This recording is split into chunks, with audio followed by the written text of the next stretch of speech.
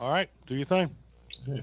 Well, DBR here. Welcome to the Hamityville Horror. Thank you for visiting. I am Clint. I am Don.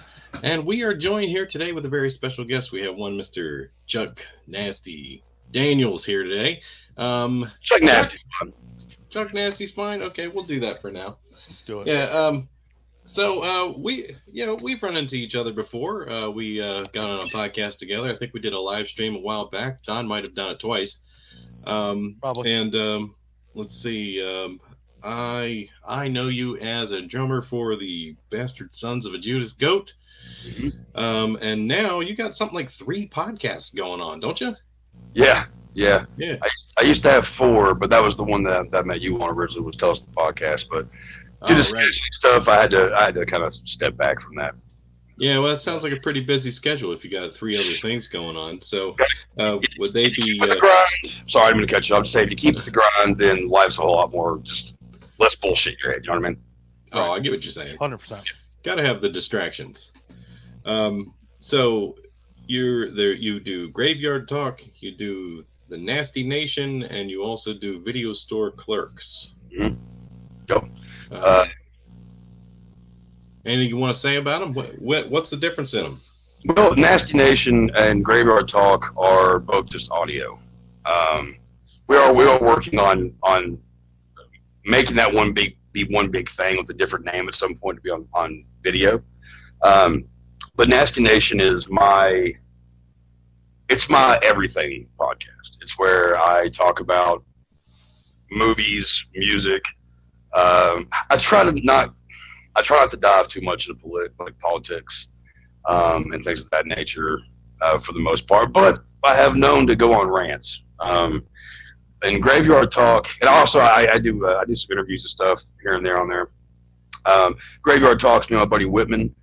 We talk about horror movies, our favorite shit, anything horror related.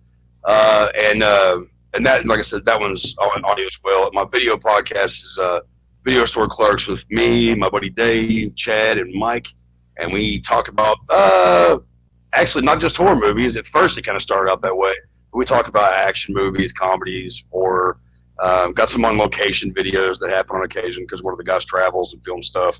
So, yeah, that's what I do with all that. Awesome, dude. That's pretty cool. No doubt. I mean, sounds like you got a lot of cool things to talk about. Speaking of cool things to talk about, you are probably one of 2 really huge Lucio Fulci fans that I can think of. The other guy is also on this call, Don. It's not. You know, what's hilarious about it is the reason why Lucio Fulci is so instrumental with what he does, and the reason why it's kind of caught up now is because a lot of these things, they weren't well known to the public. You know, they weren't, either you couldn't find them because, and Clint, me and you had this conversation on one of our earlier episodes with the exact same movies. You know, when you can't keep the names of the movies the same when they get localized, because just like the first one we'll talk about with City of the Living Dead, it was Gates of Hell.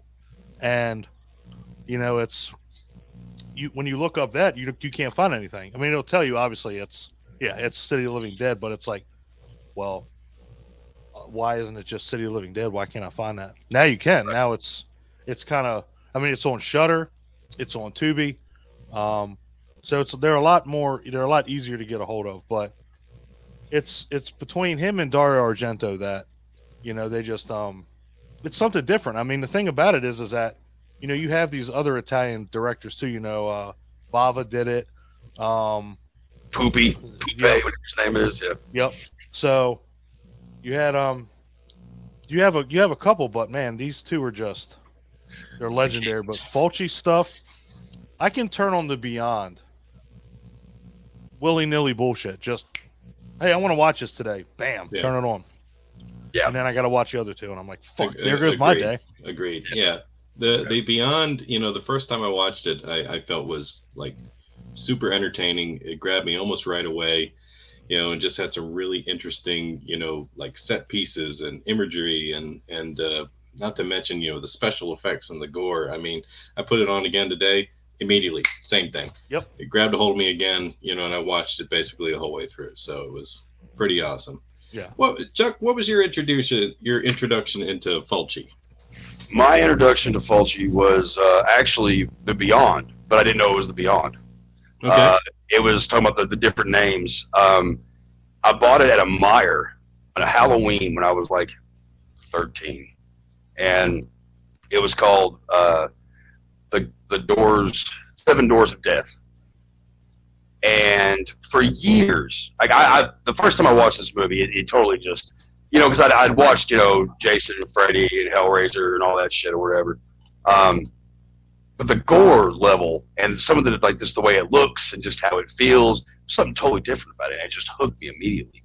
Years later, I would find out that, because like somebody was like, oh, you like Fulci? Because I also, Zombie became a favorite of mine around the same time. And somebody was like, oh, you ever seen The Beyond? I was like, no, I never seen that. And then they let me borrow it. And I was like, it's the same fucking movie. And, I wish that I still had that copy of Seven Doors of Death, though. I ended up trading it off a long time ago when I got The Beyond, and that because I have a whole collection. I've got like 3 or 4 different versions of like a bunch of his movies and shit. So, but yeah. So the Beyond will always be the Beyond and Zombie are always going to be those favorites. Yeah, no, I totally agree. Those are your pretty much top tier Fulci. But let's just bust into so this is the Gates of Hell trilogy, but we will have a surprise for you guys maybe at the end, because there is an article that has come to our attention that this may be a quadrilogy that people don't talk about very often. There's been talk that zombies been incorporated into this. So we'll start with the original 3, obviously. So we'll start with City of the Living Dead, very first one out of the trilogy. It's came out I think it was 1980. I think it was. This one's right. This one's batshit nuts. This one's from start to finish. I mean, it's like pulls no punches, nothing. I mean, you get a priest that hangs himself right off the bat. The gore level in this one is, oh man, between this and the Beyond, I'd probably have to say the kills in this are fucking gnarly, especially with one that we'll get into. But basically a priest kills himself. This is what starts everything. It opens up, like Chuck said, the doors of hell. The third door of hell, if I'm not mistaken, even though it's called, the Beyond is 7, so maybe that's the 7th. But they starts off with just all hell breaking loose, literally. So, Clint, what do you got? Yeah, I did like how that started out, and I kind of like the setup of that, and that they didn't give it to you right away. They didn't just show all their cards. You got the priest killing himself, and they have 2 scenes happening at the same time. You've got the seance that's happening, and you've got the young lady in a trance, who's I think she's seeing a vision of Father Thomas, hanging himself, and at that point, she comes out of it, she starts talking about it, but like dies, She just falls over and dies in the middle of this seance. And this was kind of one of the things that I nitpicked about this movie. There's always something, you know what I mean, with an Italian zombie movie. You're like, oh, it wouldn't be like that, or oh, that's bullshit, you know. Any Fulci movie, man. Any Fulci movie, just about. Oh yeah. It's like you can't explain. You can't. I learned that. I learned that a long time ago. Oh yeah. It's like if you try to piece of shit together, you might as well just turn the movie off because none of it's going to make sense. But it's like I don't really remember how the police got involved, but they were skeptical about the nature of her death. So like the one detective is like stuck in the cemetery, you know, and he's eyeballing the workers who were digging her grave and shit like that. They're telling him to fuck off, you know, and he comes back later, you know, when they're kind of like covering up the casket, and he's like, "Wait a minute, hold on. Did you get the feeling like that? Are you? Did you get the feeling that nobody liked this guy at all?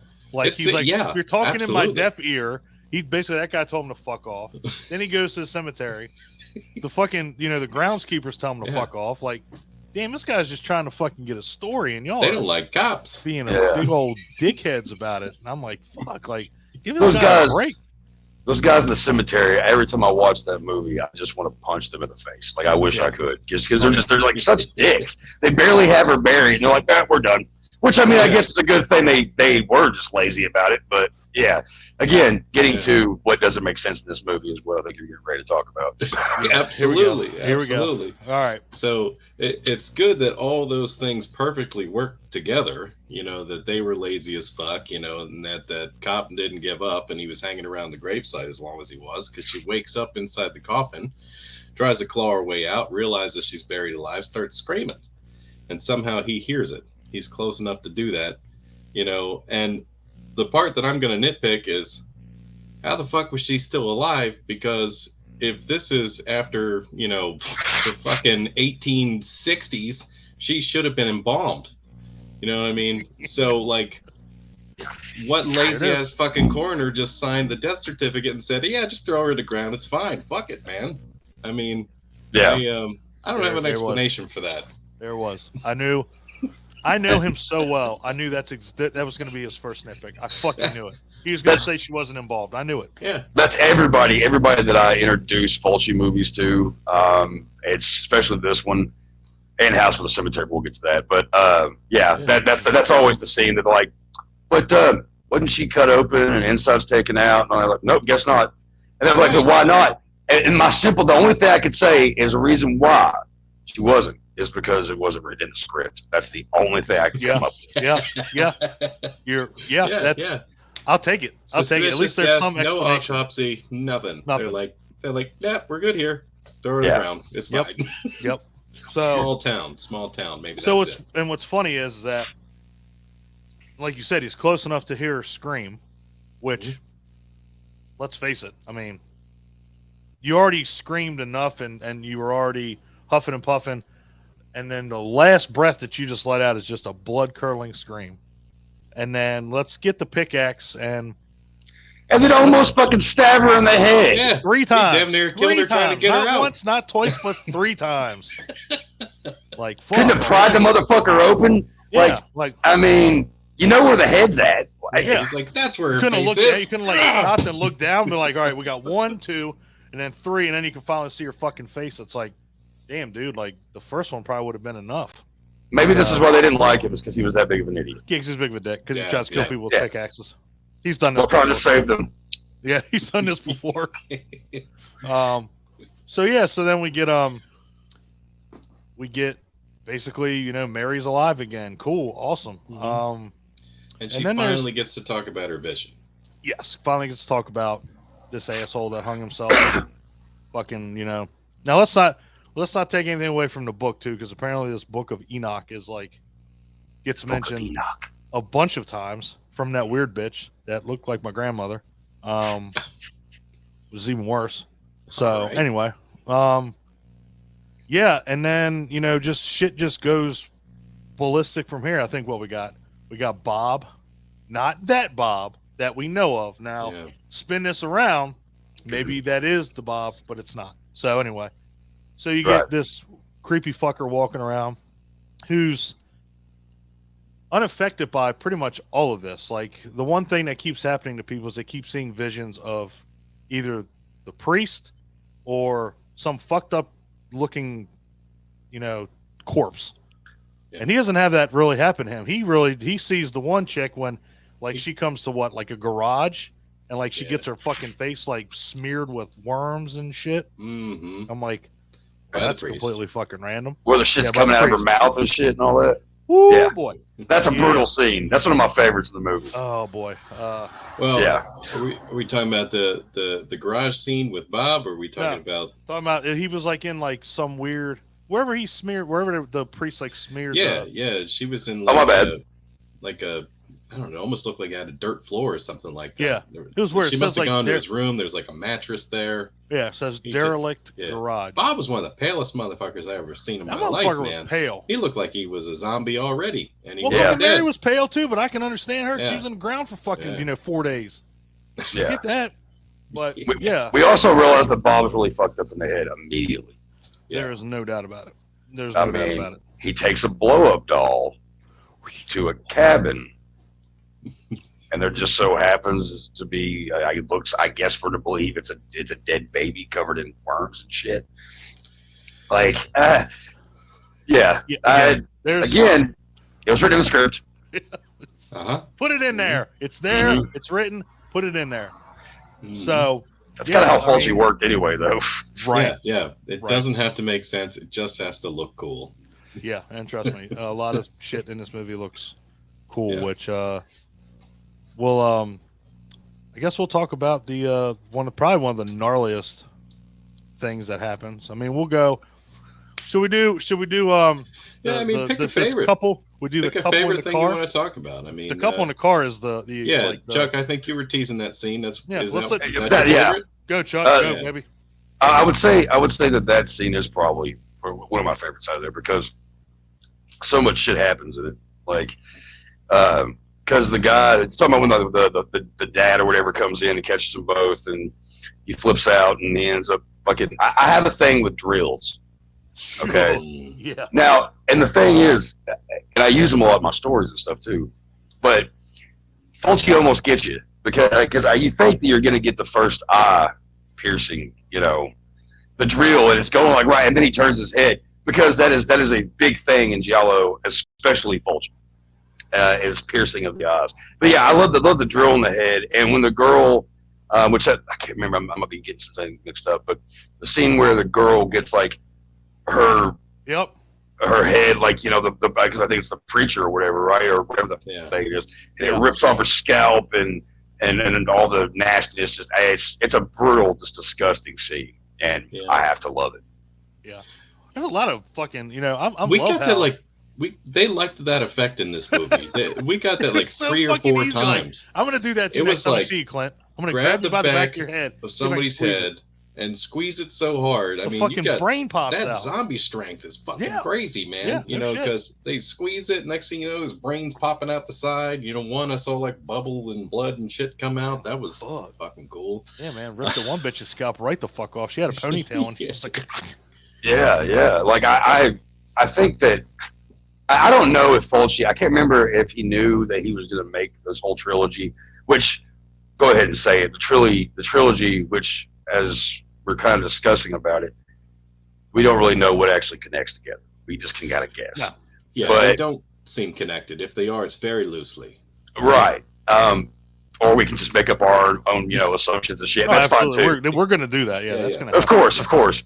But I think that maybe Fulci, if he did realize he was making a trilogy, I think he wanted to go as nuts and disgusting as possible. To the point where people just don't really care about certain parts of the movie just because it's like, oh, gore. And, I think he hit right out of the ballpark with this first one out of the trilogy. You know what I mean? Yeah. Oh, yeah. In fact, the one besides the drill and that one's gnarly as shit. And like Chuck said, like it leads you to believe you're going to get one thing, but then totally, through one side of the head to the other. You do get the eye piercing at one point. You do. But you do.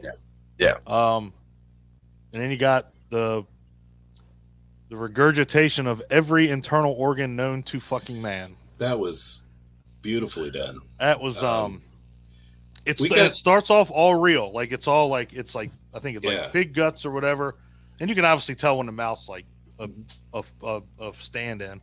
Right. Obviously, Yeah. nobody's gonna throw up their fucking like Yeah. half the shit that came at her. I was like, is that real? Like I was like, I had to go like look online.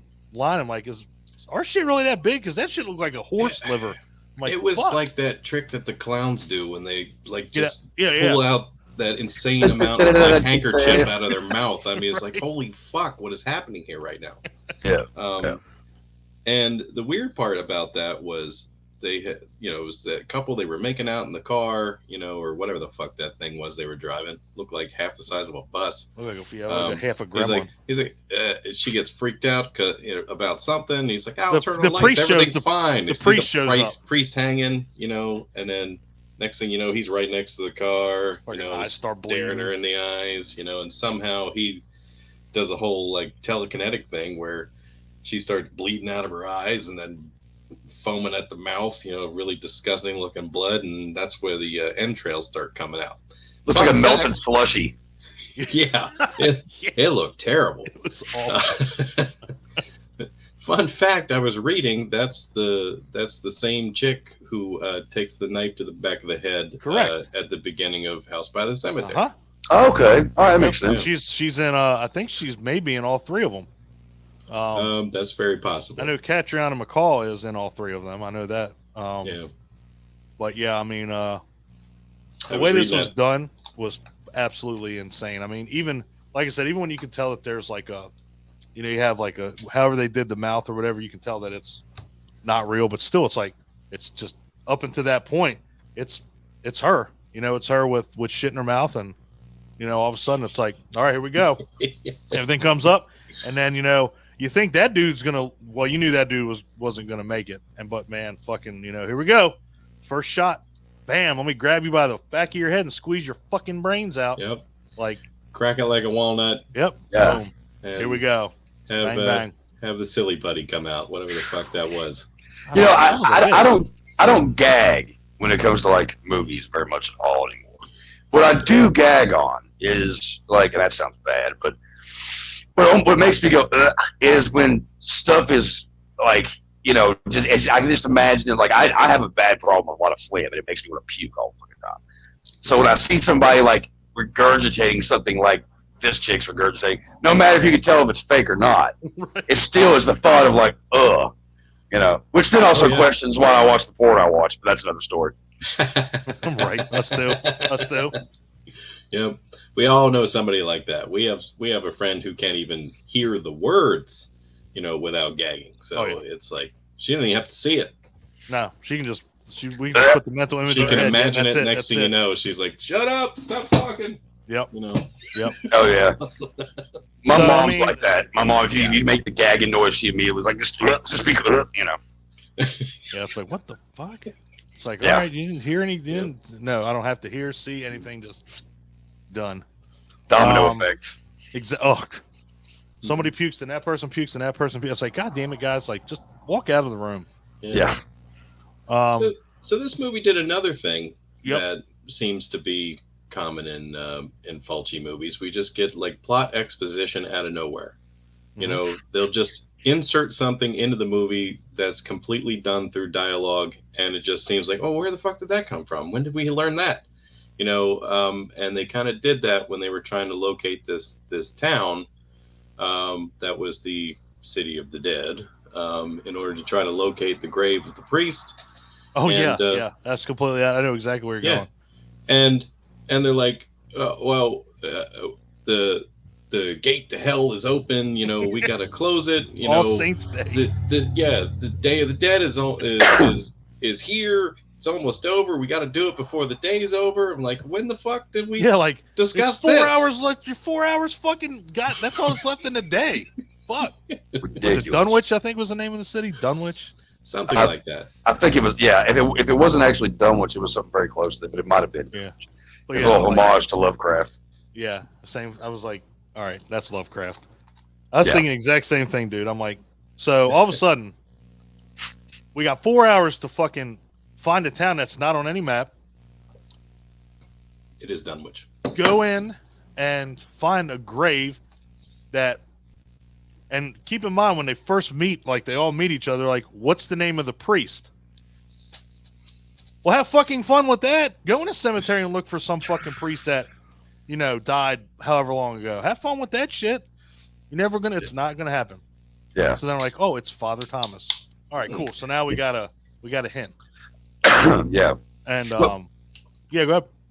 I was gonna say, you were talking about the dialogue, and sometimes things that didn't happen or whatever. And Fulci does this all the time in his movies.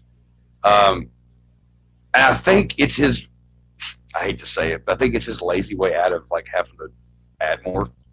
Because I think that he's like, wait, that doesn't make any sense. Which I know that sounds funny just saying that, but I think he gets a shot or he's writing and he has to go back, but he doesn't want to go back and have to fuck with the whole thing. So he just like, well, they'll just talk about this. That way, you know that oh, okay. You'll never see it. You'll never know anything else about it. But he told you about it once when they were talking. Does it through all his movies. Yeah. That's a simple man, I guess. That is definitely a commonplace. Yeah, I think he has an idea of the type of shots that he wants to get and the scenes that he wants to have. And he's like, wow, I'm not going to shoot a whole nother scene, right. and make this movie that much longer just to explain this one little plot point. He's like, we'll just throw it in the dialogue. It's fine. Then you're like, but it's a fucking plot point. Like, it's what they're doing now. They're going to fucking close the gates of hell on All Saints Day. Like, that's a thing. And then all of a sudden, notice everybody else starts talking about it too. It's like not just the 4 people that are there. Like, everybody starts talking about it. Like the fuckers that are in the bar, and all of a sudden they know about it, and walls start splitting. And like, okay, so now everybody knows it's. I forgot the guys in the bar. Yeah. Now all of a sudden, everybody knows that this is happening. Yeah. And they're not stunned by it really at all. That the wall just starts splitting while they're all. I mean, they're not that drunk to not give a fuck about that. Actually, like that dude to just walk over and put like a fucking painting like right over top of it. They're like, it's hurting my business. Yeah, like, dude, you ain't got no fucking business at this point. So yes, obviously, and this does have a. Okay, here's another thing.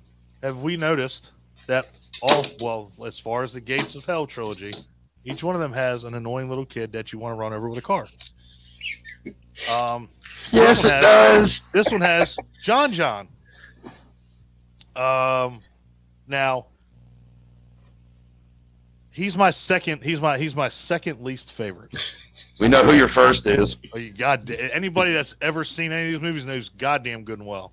Yep. Who the first one is, without a doubt. Yeah. So, John's running through the fucking street, like looking for cops. I'm like, what? I'm like, you just sent the fucking kid just running down the street, like run as fast as you can, like and then all of a sudden, like, and here we go. Here's the first like weird shit that happens. Like this dude shows up on a bridge or whatever and just jumps down right in front of him. Like, what the fuck just happened? What? Then all of them start appearing behind him, and then they're gone, and he's fine and just keeps running. Like, okay, and let's make sure we let everybody know too that his sister was one of the people that was killed, and she keeps popping up. I think her name was Emily, and she keeps popping up. In fact, she's the one that rips the one chick's scalp off, the blonde chick, when they're on the standing right in the doorway. And I'm like, okay, so this dude just jumps like off of a fucking like 50-foot building, bridge, whatever, and just lands right in front of him. He's like, and he just disappears and keeps running. I'm like, was that what are you guys doing? Is this like a segue into something? Nope. We just like it never happened. Okay. Fulci said to do it. Fulci, it's okay. Fulci said it was okay. It was in the script. Yeah. Yeah, it was in the script. Fulci was not, from what I've gathered, I don't know if you've ever seen the documentary Fulci for Fake. It's subtitled, but it's actually a really interesting documentary. Fulci was not the kind of director that was easy to work with sometimes. Was that the one that was on Shudder? I did watch the documentary with. It might be. There's one on Shudder too. It was good. It was great. It was fantastic. I think it is on there now, actually. Yeah. I think Anyway, it's a good one. Yeah. No, but I was just gonna say that he wasn't a very easy director, and not really not many people that worked with him questioned him, and when they did, he usually got really mad and would throw a fit, and things got thrown. But see, he also he had his certain favorites, Yeah. and you can only imagine. I mean, one of his favorites is in all three of these movies. Yep. So 100%. she was probably the better treated out of all the actresses. Mm-hmm. Yeah, but just a little something. Mm-hmm. No, you're right, and like I said, the documentary that I saw was on Shudder, and I know a lot of it is them talking to his sister, who his sister would literally just fell off the face of the earth, didn't want anything to do with anybody once he passed away, and she actually, decided to do an interview, and it was amazing. And the guy that the guy that was doing the documentary, he was dressed up as Lucio Fulci.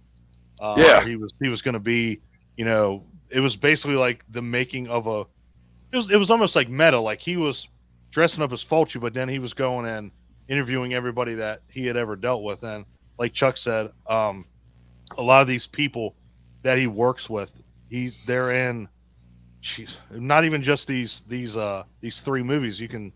They're in a couple other movies that he's done. I think Manhattan Baby, I think, has a couple of these people in it. New York Ripper, I think, has a couple of these guys in it. So I mean, it goes beyond this, but yeah, I know that in the documentary he was not a very easy person to work with. Yeah. But when you did a good job, and when you listen, he did reward you. You got roles in his other films and everything like that. So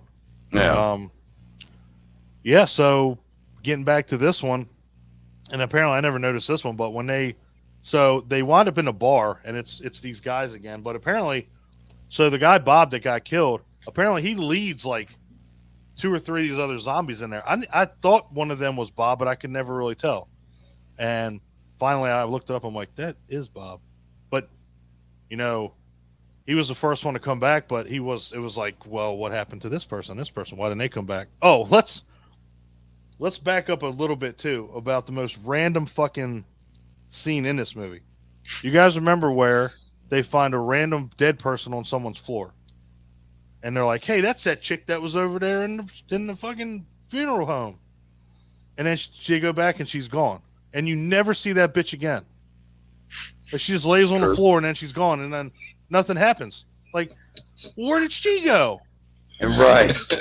Like, she never shows up and kills anybody. Where the fuck did she go? Nowhere. Nowhere. Not a place. So it's amazing. And the maggots too, the whole random maggot scene when the fucking window bursts open, and I'm like, the maggot storm. I'm like, those were real maggots. They were real maggots, yes. And they got them from a maggot farm. Yeah. Wow. Yeah, which you watched it, so yeah. Yeah. Oh, yeah. I'm like, what the fuck? I'm like, I didn't know a maggot farm existed. I didn't know it was a thing. I can't say I was privy to that. I thought maybe they were mealworms or something. Freaking maggots. No, they were maggots. I know in the summertime, if I open up my fucking Herbie Kirby, I know that's pretty much a fucking maggot farm. So I'm good. I don't need a maggot farm near me. Chuck can recreate this scene anytime he wants to. In the summertime, when it gets really, really hot. Yeah. Yep. Ugh, it's gross. Yep. He'll just fire up the snowblower, open the window. That's a good. That's if I really hated my neighbors. Yeah. I actually have it all right most. You guys seen City of the Living Dead? No. Well, here's a scene from it. Oh, I need you to open your windows too. Yeah. Just get them while they're all having like dinner out front. Yep. Hey, you like them steaks right there? Not anymore. Mm-hmm. Maggots like them better. Exactly. And again, here we go again. So more plot points. So now, all of a sudden, there's a state of emergency declared. Like, what the fuck? So now this is happening everywhere? Again, we're going to a town to stop this, and now there's a state of emergency declared. Stay in your house. Stay in your house doesn't do a damn thing, because the guys in the bar, they just appeared and then fucking killed them. So here we go. We're going to Father Thomas's family tomb. Okay, family tomb. Mm-hmm. And this is like some Inspector Gadget shit. Like they bust open the fucking thing and they climb down. It's a whole like under fucking ground network of caves.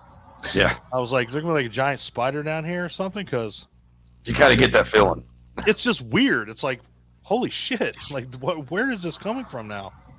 And the clock strikes midnight, and All Saints, day begins. Oh shit! Well, Mr. Peter, played by what the fuck is that guy's name? That's my favorite dude. Oh, Christopher George. Yeah, he gets his fucking scalp ripped off by Sandra, which I was disappointed in because I thought he was gonna live. I was like, okay, but then I look and I'm like, oh, there's 2 guys and 1 girl. Nope, one of these motherfuckers is gonna die. And sure enough, I'm like, oh, well, the person that didn't want to die. So, spoiler alert, if you haven't seen it, tough. It's been out for a while. If you haven't seen it, I'd say like we start off with 1980. Come on, guys. Yeah, you've had some time. Yeah. So then Father Thomas appears just, willy-nilly, like he's like the lead zombie. Figured he would be in like a throne room, but no, he just walks out and gets impaled by a big ass metal cross. And he dies and catches on fire and pretty gnarly looking. And yeah, and then we get It was cool though. I mean, to see them all burst into flames. Oh, it was in fucking that amazing. Underground dungeon. Underground dungeon, exactly. Yeah. Then you get the absolute weirdest scene out of any of these movies. So they come out of the tomb and they're in a cemetery, and then John's there. Okay, well, John's there all of a sudden. I don't know why he's there. Why? Yeah. So why is he there anyway? The fuck did he come from? So, and he runs towards him, and then all of a sudden the screen stops.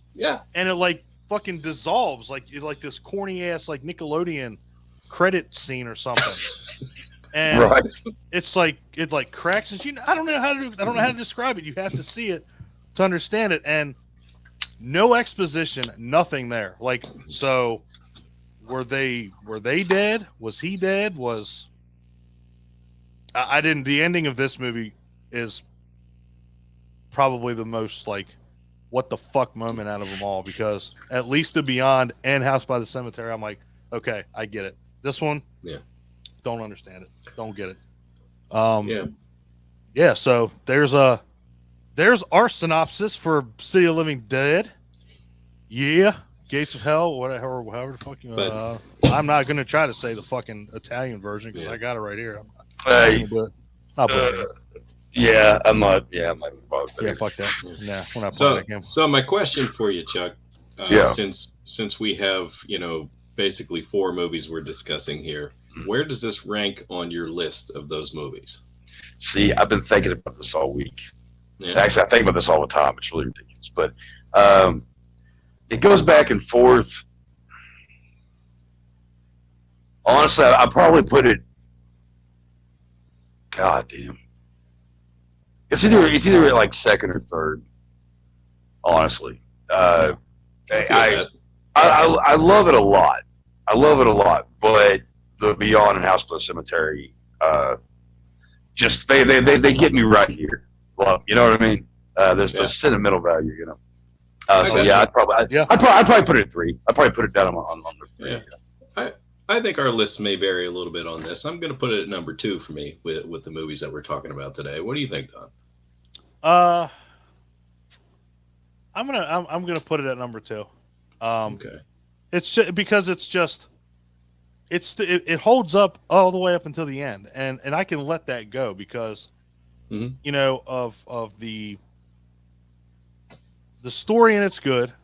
It's not batshit crazy by like House of the Cemetery is, and again, we're going to talk about all these. Oh, there's some crazy coming up, folks. Oh yeah. So, I mean, and this is just the first movie, but it's. I'm kind of with Chuck. Like the ranking system can change because it's a good one. And I don't know how, but you can sit there and you can watch these movies and find something new every time. Yep. And it's like I don't understand. I've watched this movie 5 times. How am I seeing new shit? But it's possible. So yeah, I'm gonna say it's number 2 for me. I really like it. I think the effects are gnarly. It's just well put together. Now this next one, The Beyond. Beyond. Damn. Yeah. This is and anybody that's watched these, anybody that has ever, seen Fulci stuff, this is honestly, I think this is the chef's kiss. Yeah.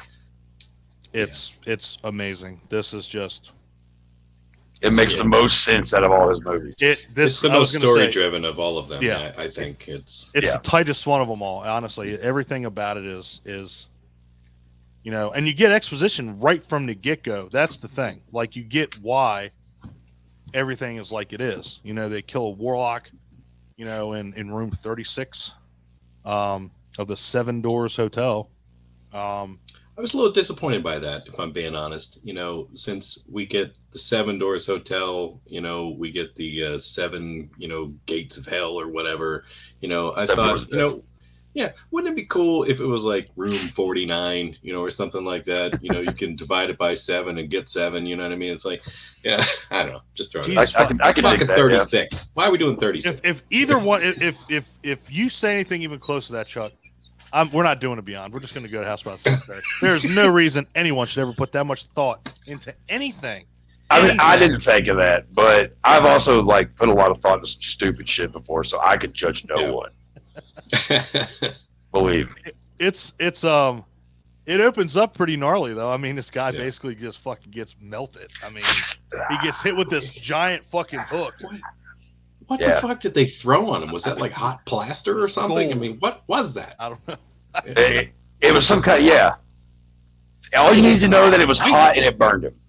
Yeah, that's what I got out of it. I mean, and then he got hit with the fucking like a cat of nine tails. That was fucking. Oh my god! They fucking crucified him and everything, man. They nailed his ass up before they did all that shit. They fucked this dude up. They wrecked. What did he do?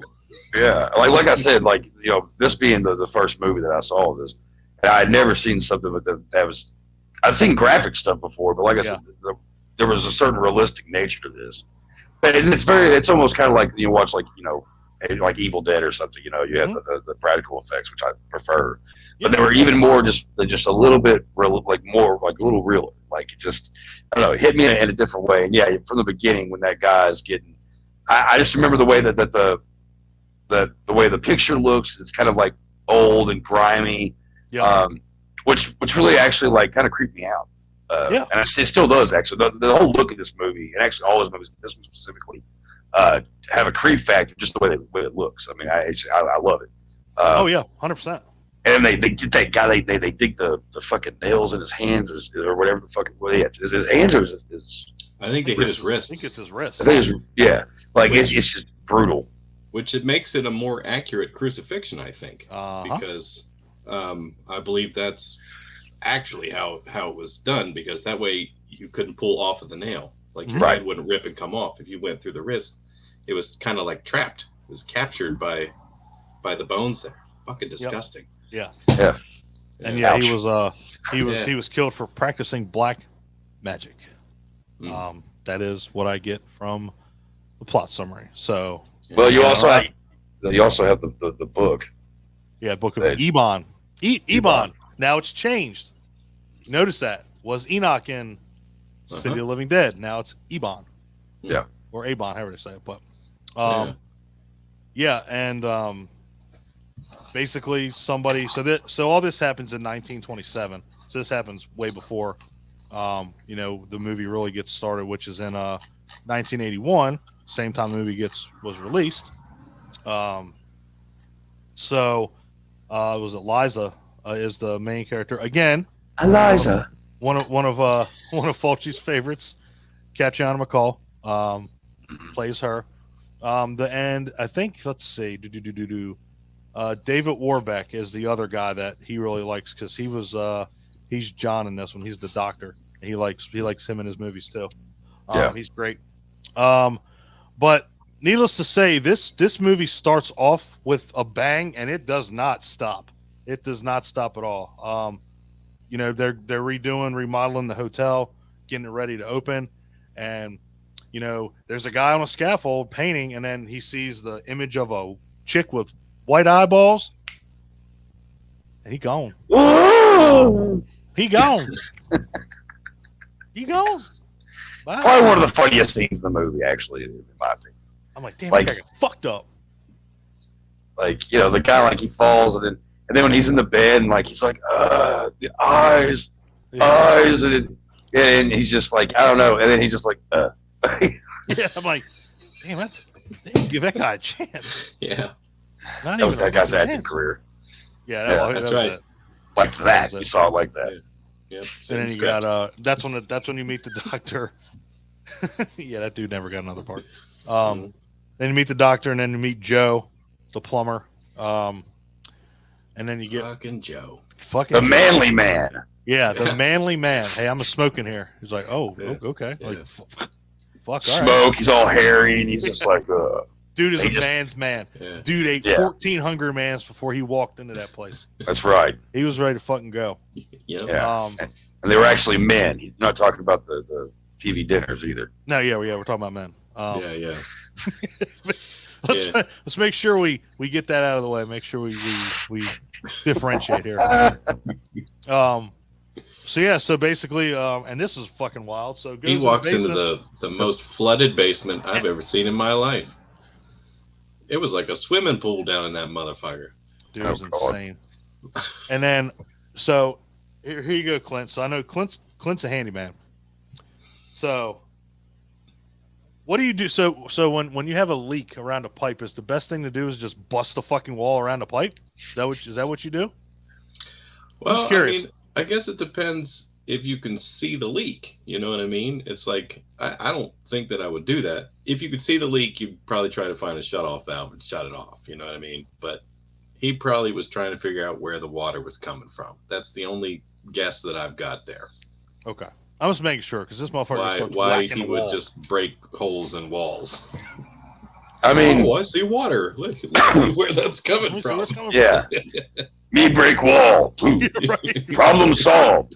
Money paid. That's what what I'm thinking. I'm like, so it's just gonna alleviate everything. He's just gonna bust that wall down, and everything's gonna be peachy keen cool. I'm like, Yeah. as if the basement's not fucked up enough. Let's put a hole in the wall. Yeah. If there's water just like, happen to be pressing the other side of that wall, we'll just make sure we have more water come out of that wall. Let's make more of a mess. And the other thing too, he gets in there and there's like nothing. It's like now there's nothing there, even remotely. Where were you going with this? What were you doing? Now there's no pipes. There's no nothing there. And then all of a sudden, you see that little symbol, and then the fucking, he's staring at a wall, and it just starts, melting.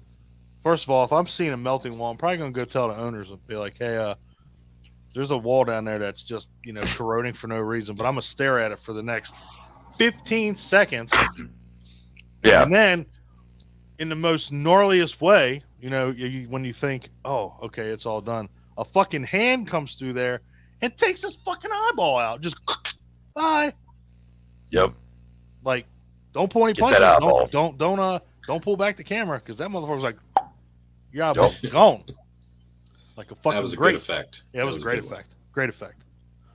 Yeah. So Joe's meets his untimely death there. And so fast forward a little bit. Then we get like the longest stretch of bridge I've ever seen in my entire fucking life. I've been on that bridge. Like, holy fuck. It's terrifying when you're terrified of water. Yeah, I bet it is. Wow. I bet it is. Because when that thing fucking breaks, you're in the water. Like, Yeah. Oh yeah, you're done. Game over. Yeah. Game over. Takes forever. Yeah, so let's not forget about Martha. She's the maid. And then she's the one who found Joe's body, right? She discovers both of them. She's like, oh, here's Joe, and the other. Not shocked by it at all. Yeah, she's like, oh, I figured this was gonna happen. Like, oh, okay, well, you're not surprised fucking at all. Yeah. So then all of a sudden, damn it, Joe, I got enough to do. God damn it, Joe! I told you Dare not to you smoke die in in here. this basement? Yeah. Not smoking here. So then, like I said, the longest stretch of bridge I've ever fucking seen. And my big thing is she sees this bitch from a while away, and then she still got to slam on the fucking brakes because you hear them tires squeal. Like, damn, she was really going to run her over. Yeah. Yeah. So, and her name is Emily. She has a dog named Dickie. Yep. She's Dickie. blind. Yep, Dickie. You know, why the hell she's out there in the middle of that bridge just standing there with her dog, we'll never know. But that Why is how they Eliza driving in the middle of the road? I don't understand that. That's either. true too. Mhm. That's true Yep. too. Like, what the fuck? Like, okay, that scene was just fucking weird because again, she's just hauling ass, and then she's like, "Oh, there's a woman in the road. Oh, I'm getting closer to her. Maybe I should slow down. Maybe not." Then, okay. So Next, then we're they gonna get do to- donuts. Yeah, right. Get in the car. Get in the car. Yeah. Put the dog in there. Let's go. So a little bit later, so they get back. They go back to the hotel. Emily visits her, and hey, don't go to room 36 again. Room 36 is where this other dude got the fucking shit. That's where the painting is. The painting of the fucking the Beyond or whatever you want to call it. So, and then her hands start bleeding just out of fucking nowhere, and the dog's like, "Fuck this, I'm out of here." See, dogs and cats know. Yeah. Oh, so even in City of the Living Dead, when they Sandra was talking to the doctor, there was a cat that goes crazy in that. So that cat knew that something was wrong. This dog knows something's wrong. See, fucking animals, they're just like, this is fucked up. I'm gone. Yeah. So Fulci liked animals. Fulci did like animals. Unlike Dario Argento, if you ever watch Inferno, you'll know why. But anyway, Yeah. Fulci liked to have animals attack. Yeah. Oh, and we will get to that one.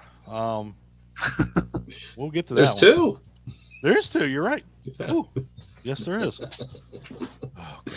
Yeah. All right. So the thing I nitpicked about the plumber was when Yeah, he had his autopsy and they introduced the doctor, and you see the doctor stitching him up, and I see a single incision going straight up the chest there, and I was like, wait a minute, isn't that supposed to be a Y?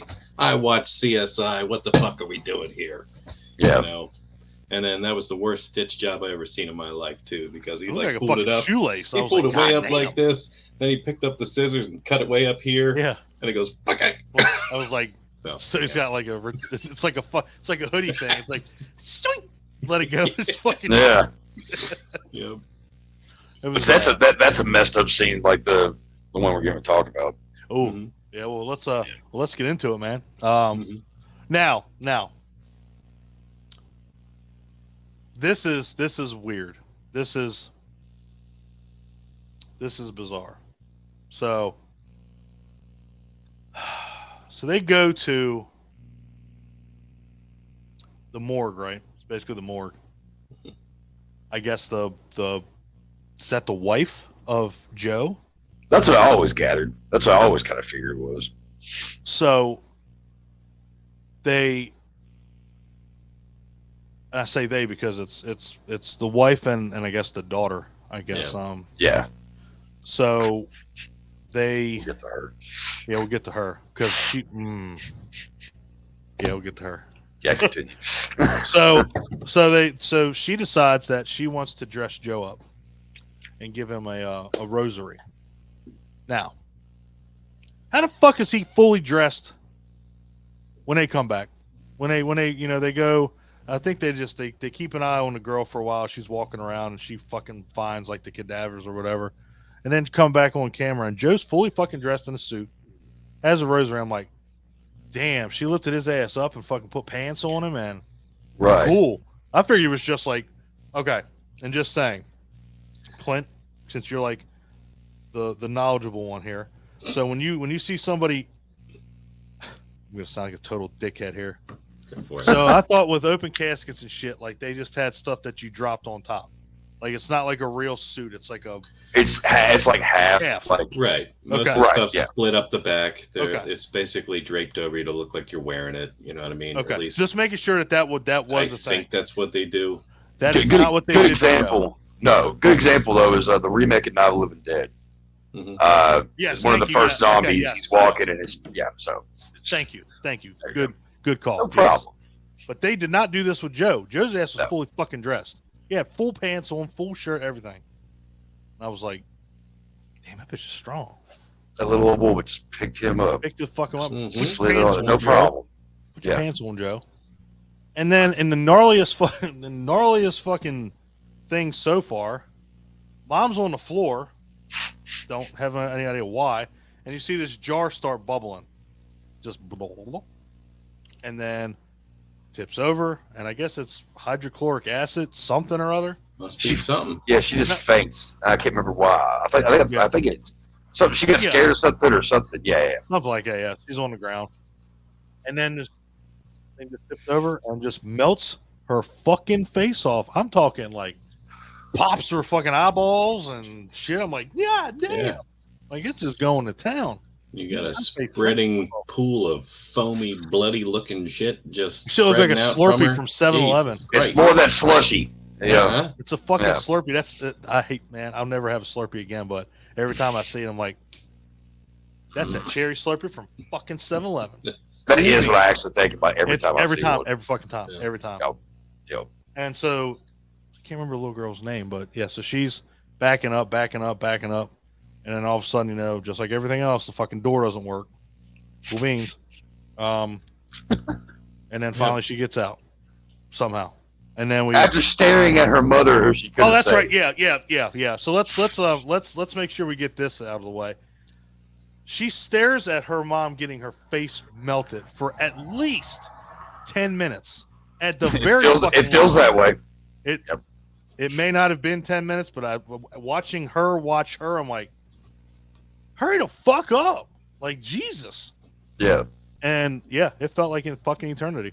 And then finally she just leaves. And yeah, then she's at the funeral where we discover, do we discover it there? No, maybe not yet. She's got her eyes closed for a reason. She's just walking around like she got her fucking eyes closed, like she fucking could see everything. I guess you can when, considering. But, so where are we at now? Make sure I don't fuck everything up in this whole timeline because, everybody's following along. Yeah. I know at one point, Emily, doesn't somebody gets knocked off? Oh yeah, the tarantulas. Let's not forget that scene. Yeah. Oh man. That I've never seen a tarantula do that before, but that's pretty interesting. Yeah. For old folks. Oh, it was gnarly as fuck. Like, I didn't know. Rip it off his lips. Chew things. So and it does confirm that he falls off the ladder. Now this is in a library, so Yeah. they were looking at blueprints for the hotel and shit, and he's knocked off the ladder, and you feel sorry for this dude off the bat because he breaks his fucking neck off the bat, so he's paralyzed. He ain't moving. Well, then all of a sudden, this army of tarantulas. Some fake, some real. Oh yeah. Yeah. You can tell the fake ones because You they can look like shit right at the dollar store. But Halloween discount, buddy. dude, I mean, it's like, fuck. Are you guys trying? I mean, damn. So these fuckers proceed to climb on him and eat his face. Like, eat this one. I mean, eat his face. Rips his lips off. I think they put like a big ass hole in his tongue. Pretty sure they bite his eyelid off. They bite his nose. I'm like, blood just paint just everywhere. Yeah, I can tell you, first time I've ever seen that. Pretty much the last time I've ever seen that. Yeah. So, thank you, Fulci, for being original. Yeah. Oh, without a doubt. I thought I heard like chewing sounds and stuff while that was happening. I'm not making those sounds, so don't ask me to. But yeah, you were hearing some gnarly ass gnawing sounds or chomping sounds. Yeah, that's what is that shit? It sounds like chipmunks. Yeah. Yeah. See, you got me to do it anyway. Chuck did it. I did it. There. Yeah. There's a sound effects. Forgive me for thinking that tarantulas just injected shit with their fangs and so forth. Nope. Apparently they chew. Well, forget that they eat. Forget that they just eat bugs and they'll bite your fucking face off. I mean, that's a thing. If you're on the ground laying with them, they'll come bite your face off. So if you ever own a tarantula, guys, don't play with it on the fucking ground because they'll eat your face. Yeah. So don't just leave them running around while you're about to fall. Exactly. Mm-hmm. So we'll fast forward a little bit. I know at one point, Martha, who's still fucking alive, she gets to see what is it, Joe in the bathtub, which again, why is he back and in the bathtub.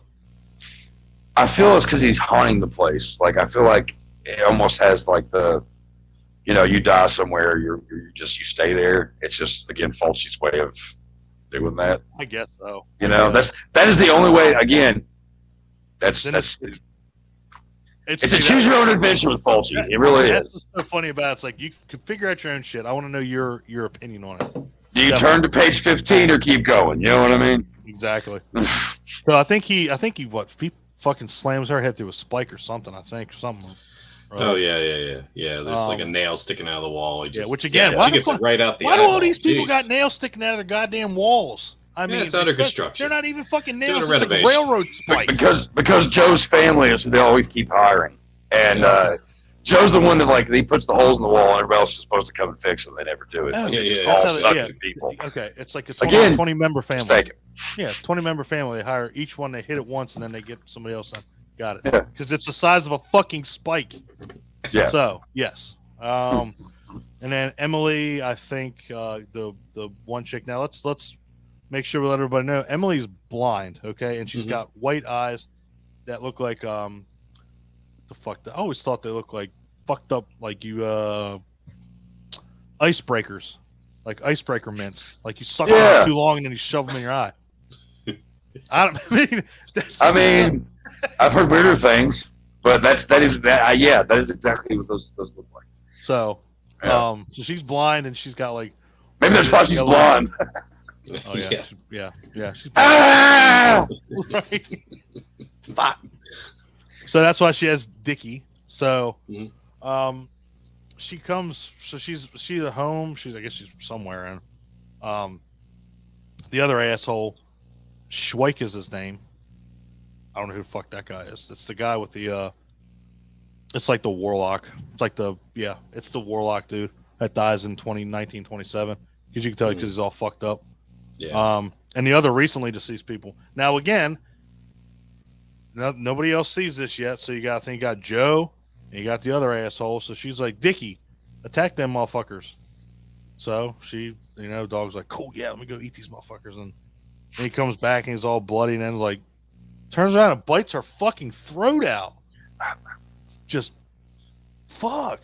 What? Animal attack number 2. I mean, little puppet head of a dog. Oh, absolutely. Like, love it. Again, great. Dollar store, Halloween section. Exactly. Fulci knew. He knew. Yeah. Party store down the street, go. Hey, and it says, the budget. Here's what's funny about these movies, okay? So the budget, and just saying, I'm going by what numbers tell me. The budget was $400,000 in the box office, and this is, European, so you have to go by that. So the budget was $400K. It only made, and this is, US dollars. It only made $416,000 in the theater. So it barely made anything back. And then I think European, whatever, I think that's the euro. That's like what is that? Book. It's Italian currency. Lira, I can't remember what it's called. Either way, but it's like way above. It's like 747 million of that. But when you convert it, it's 416. So this movie didn't make shit as far as in the box office. But again, why would it? You look at the fucking cover and it's like, oh boy, okay. So anyway, I just saw that and I figured I would throw it out there. Who wants to say something? Clint? Who you gonna say? Oh boy. Oh fuck. Now I'm scared. He doesn't do that very often. Yeah, I don't know. The I like this movie a lot. Okay. Well, we're gonna get to the end of this motherfucker real quick. I don't care what it made in the box office. I love that Clint. Sorry, I know I went way off track. Yeah. I was just looking and I saw that. Anyway, yeah. Okay. So go back to the hotel. At this point, there's only 2 people left. Liza and John. Eliza. Sorry, I say that every time I watch that movie. No, it's I fine. say it throughout the whole time. So here's where shit gets crazy. So, a couple things here. So they wind up at the hospital. So they go to the hospital. Okay. And there's just That is so zombies goddamn weird. everywhere. At first there's not, and then all of a sudden it was like, oh shit. Yeah, there's nobody there. Can't find there's anybody. nobody there. No Going to sign the of office, pulls his gun out of the desk, which that's weird to me. Why does Yep. a doctor have a gun in his desk? But he does. Different times. Yeah, something. Okay, now look. That's how you used to deal with ratty patients. Work. Yeah. Yeah. Now, a couple things here.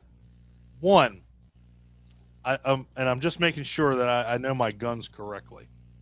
He has a revolver. Mhm. That's 6 shots. Yeah. He doesn't reload it.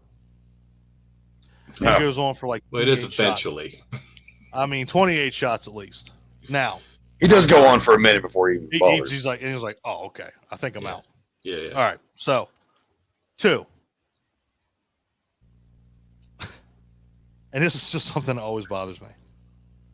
You see when you shoot them at a certain place, it doesn't do anything. You see when you shoot them in the head, they fall down. Why do you continue to shoot them in the fucking chest, in the fucking arm, wherever? Headshot, dude, you've already seen it. Now, I can tell you one thing. A lot. I can tell you one thing. When they go in that room and okay, spoiler alert, the little girl, Joe's daughter, when he grabs her arm, look the fuck. I mean, he whips best death in the whole fucking movie, blows her head right the fuck off. I mean, blow in spectacular fashion. I mean, without hesitation. He didn't even think about it. He was like, "That's a little girl." Yeah. Wow, it was fucking dead, gone. Head is exploded. Yeah. Before that, he shot 4 zombies in the body, shoots 1 in the head, it drops like a rock. Then he goes back to shooting them in the guts again. Yep. Hits another one in the head, it drops reloading. like a rock. Without reloading. Yeah, without reloading. Then suddenly he does, and then like shooting more in the guts and the chest again. I'm like, this is the dumbest motherfucking doctor I've ever come across. Like, what are you doing? It's like you saw 2 of them drop like a rock when they got hit in the head. Why aren't you doing that? Yeah, I've said it multiple times, like in the Italian zombie formula episode. Same thing. You fucking see it. You see what works, and you continue to fuck up. I know it's a movie. I know that. But goddamn, have a little bit of continuity, consistency, for fuck's sake. But I tell you, he don't miss that little girl's head. He fucking bow. Yeah. So then all of a sudden they're going through, backing out. Oh, let's not forget about the other guy that he finds, one of his other compatriots, and the fucking window decides to explode. He shoots the window, or shoot whatever. He's trying to shoot the zombies, shoots the window, and this guy gets fucking shards of glass in his face. Yeah. And it's gnarly, and he's just like, ugh, he just dies. I'm like, damn, you would have lived a little longer than that, but all right. So they're backing out, and all of a sudden they wind up back in the fucking hotel. So now you see they're going down the steps, and they're like, holy fuck, we're back in the hotel now. Like, you it's can see, impossible. Yeah, it's impossible.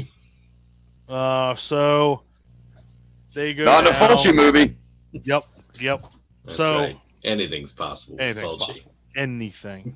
Anything. So yeah, and it's very well noted that John thinks this is all impossible. So they go down to the basement, and all of a sudden they run into this wasteland. It's just barren of everything. And then you find out, if you pay attention in the movie, that's the same place that is in the painting.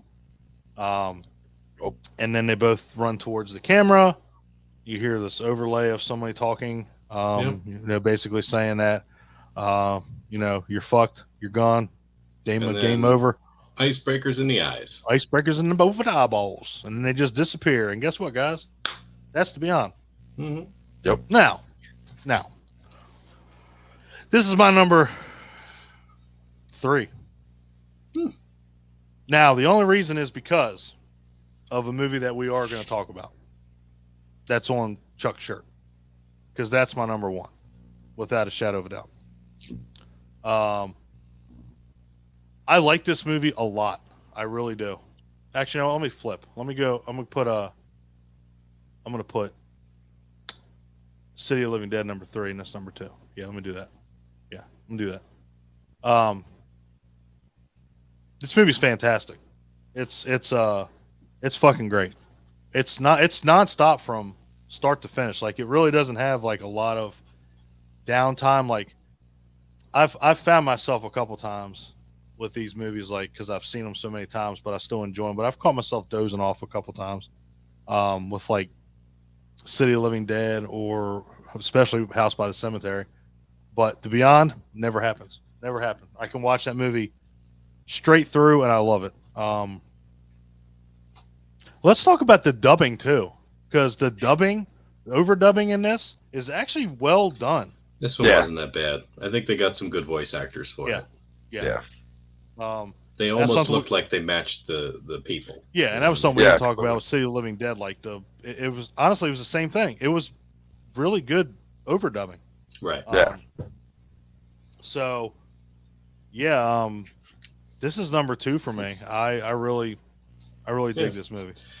Yeah, Chuck, where do you rank this one? If you want to throw out any favorite scenes, what do you like the best about this movie?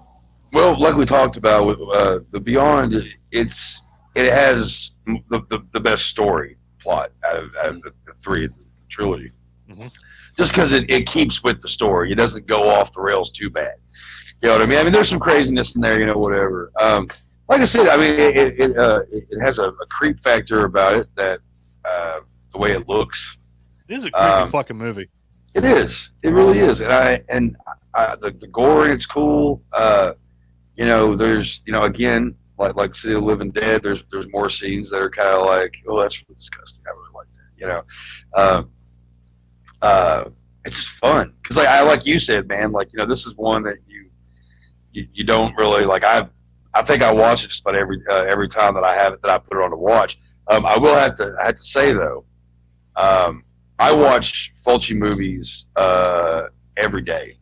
I put them on when I go to sleep, and so like I'll wake up in the middle of the night and I will push play on them over and over again. I like last night it was between these two. It was The Beyond and House by the Cemetery. But yeah, I think, man, The Beyond. Because we're going with all 4, right? We're going with all 4, and just to make sure, because it is the Gates of Hell trilogy. As far as the trilogy wise, it's number 1. It's the best. It's the best. That's one. Yeah. But if we're going to go with 4, and like I said, just because of that the whole document that I've seen, the whole conversation, we'll say the 4. But of the 3, Beyond's number 1 without a doubt. I would say. What do you think, Clint? I rank this thing number 1 for my list. Yeah. It's the most visually appealing. It's got the most intricate story out of all of them. I mean, even though some of the scenes don't make a lot of sense, and there's some inconsistencies, there's nothing that I don't like looking at in this movie. And it's the most satisfying. It grabs your attention, like I said, almost immediately. And it doesn't slow down, like you said. It's it's balls start to wall finish. Non-stop. You're in it. You're invested. And that's important to me. I like that. And we just lost Chuck. Chuck's coming back. Yeah, he must have an issue with his internet right now. But yeah, so till we get Chuck back, real quick. But I think it's the best one out of them. Again, it's not. You said it best right there. Some scenes there's little to no continuity, consistency. Mm-hmm. But he says he's gonna be right back. Yeah, I saw that. But it's not bad. It's not bad at all. There he is. He's almost fine. Okay. Sorry about that. I don't know. Weird shit. You're good. Mm-hmm. Shit happens. So so we're all in agreement. Number 1 for the trilogy. Yeah, definitely. Wow, right. I'm shocked. I thought I was going to get a different answer out of you, Chuck. Oh, fucking no way. It's man, it's like I said, it was the first one that kind of introduced me to this weird splatterpunk type of movie, and it's always I actually have a shirt that I was actually going to wear originally, but I like this better. But it's just a Beyond shirt. because I had to get a shirt. It's one of my favorite movies. Oh yeah, Definitely number one. without a doubt. I'm with you. Definitely Fantastic. with you. All right, so There we go. House by the Cemetery. House by the Cemetery. Oh my God. Oh boy. Maybe one of the weirdest ones. I love this movie. First off, I don't know why, but I do. Here's the thing with it. It's the weakest of the trilogy. I mean, without a doubt, and it's only because it's the last one. Like, and again, let's not. It's the too least much amount into of gore too. It does. Yeah. Now, the gore that's in it is fucking gnarly. Oh yeah. Yeah. But let's not forget this too. And we said it at the top. This is all based on what people have said about these movies. No one really considers these a trilogy, because you can go into any of them, watch them on their own, and you'll never know that the other two exist. Right. Yeah. So I feel like this is the one that really does that. That really kind of separates itself, because you get like Dr. Frankenstein, basically. You get like a villain in this one. In the other ones, you didn't have that. Like, you had, they had the priest, but the priest wasn't doing anything. The priest wasn't doing the murdering. He wasn't doing anything. He was just there, and when you saw him, your eyes would bleed to throw up your entrails, but he didn't do any of the killing. Same thing with the Beyond. I mean, there was no, you had different people doing the killing. This one has a centralized character that it's like, this is what this is all based on. First of all, you could have ended this movie in 5 minutes by never moving into that fucking house. Let's get that out of the way. Let's get that out of the fucking way, because it's got a goddamn like tombstone in the fucking house, but we'll get to that later. So Clint alluded to it earlier. He said it earlier that one of the women that Fulci works with a lot is in this one right out of the gate. Gets a knife right to the back of the fucking head, through the mouth. Yeah, he liked her, and he liked things coming out of her mouth. He did. That's very much so. That's what I read in that article that I was looking at earlier. From who the hell was that from? That was the Horror Syndicate, where they were making a case for, there being a fourth movie you could technically include in the Gates of Hell. Got it. But yeah, and because she had the entrails coming out of her mouth in City of the Dead, and she had the knife come out of her mouth in this one. Yep. So, so I mean, we open up with that. That's a great way to open it up. It's a pretty brutal stab too. When it comes down to people being stabbed in the head, it's something about it's like, because you got to really, it makes me go ouch. I love it. No, yeah, you're right. You got to put some force into it. Yeah, and so that was a great looking stab. Oh, it was great.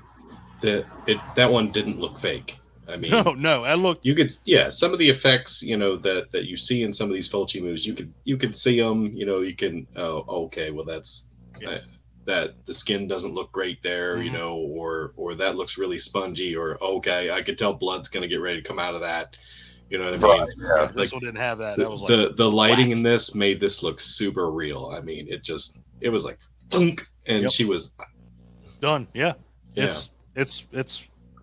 I think honestly, I mean, there's some good kills in this one. I mean, but it's as far as like in the realest looking one, I think this was the best one. I mean, it's without a doubt. I mean, it's like I said, it's right through the back of the head, through the mouth. Like, damn, doesn't get much gorier than that. And then we get introduced, to one of the most annoying fucking kids in a fucking movie I have ever seen in my life. Another character named Bob. Which may or may not be in some other dimension. Yeah, some other dimension. Yeah. This kid is annoying, and this kid has the worst fucking overdub ever. That's what makes him so annoying. That's the worst part. And I don't like Mommy. I have no idea what's happening there. Like, it's like they didn't get a child to do that. Probably I'm did. envisioning a full-grown adult, like That's what it like is. a woman trying to do like a child's voice or something. Or a And- man. Or man, yeah, Right. yeah. And it Yeah. just comes off super, super annoying and grating. Oh my lord, it's horrible. It's Like It's- I love kids and all, and I usually don't say that, but man, Fulci just really knew how to pick the most annoying kids. And this Bob is one of the when I talk to anybody else that likes these movies and watches, they all said the same fucking thing before I even open my mouth over that fucking Bob, and I'm like, I know. That's it. That's it. It's fucking. It's insanity. It's pure fucking insanity how annoying that kid is. But you know what? We'll move past it. We'll get past it. So basically, I guess like what it's a doctor. That's a doctor and his wife and his kid that take over this house.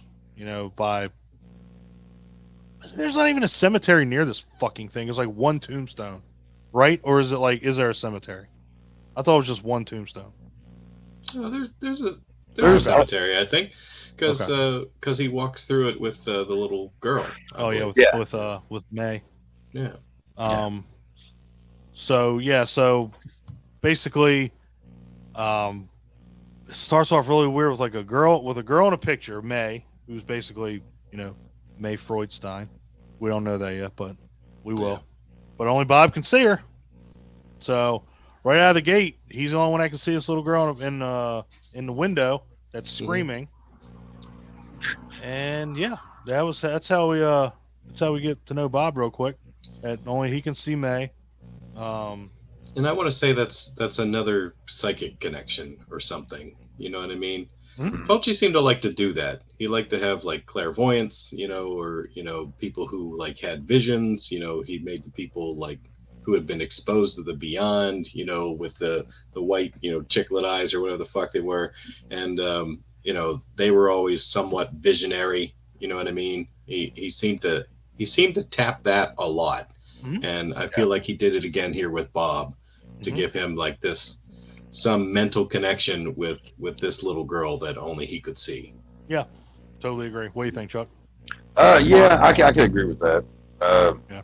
That's also really cool, like the way it's shot. That's actually kind of a cool scene. Yeah, I mean this movie's shot pretty well. I mean it's Mhm.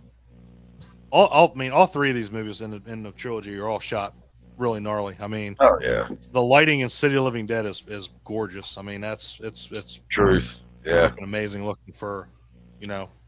which I mean, I think that's also why we, as Fulci fans, because Fulci, he knew what the fuck he was doing when it came down to Yeah. running the camera, Yeah, hands down. yeah. Hands down.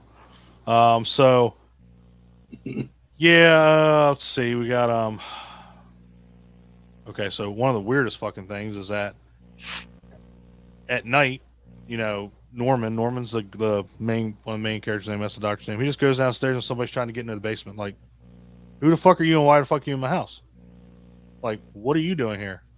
And then like they show like the eyes, like, here, look at my eyes, I'll look at your eyes. Like, what is happening? What are we doing? Why is she here? And why are you not more fucking afraid that she's just trying to Yeah. get into the goddamn cellar? But Yeah. I digress.